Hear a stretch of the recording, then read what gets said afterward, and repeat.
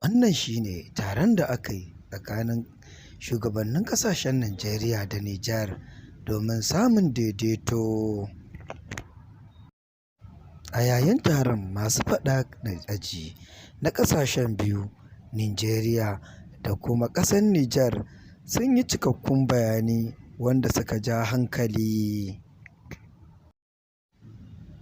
Kada dai ku manta, kada ku sha'afa domin samun cikakkun labaranmu da zarar mun ɗaura. In ba ku taɓa ziyartar shafinmu ba, to ku danna mana subscribe sannan ku taɓa mana alamar ƙararrawar sanarwa. Ga labaran bi da bi. Taron da aka fara yi na farko a yankin ƙasar Nijar, yayin da aka shirya taron domin raya al'adun Hausa da yaren Hausa da ƙulla alaƙa tsakanin Najeriya da Nijar, ta ja hankali yayin da Manjo Abba Al-Mustapha na ƙasar Najeriya ke yin cikakken bayani akan yadda ƙasashen biyu za su kasance tsakaninsu sakamakon samun ɗan rikici aka yi a baya. Tun daga lokacin da ƙasar Nijar suka yi juyin mulki, ake ta ƙoƙarin ya za a shawo kan lamarin tsakanin ƙulla alaƙa tsakanin Nijar da Najeriya. An samu daidaito a yanzu, ga shi ku saurari yadda ta kasance.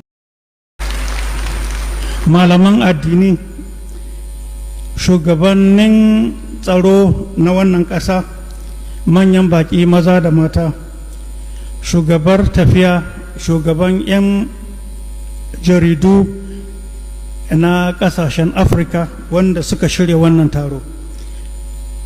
Your Excellency,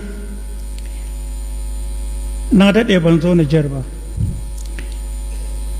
Jawabi kowa yakan yi, amma akwai bayanin da nake so na yi wanda ike ba a saba jin irin shi ba, kuma zan taɓa shi kaɗan ne, kuma ana so mu yi la'akari da shi.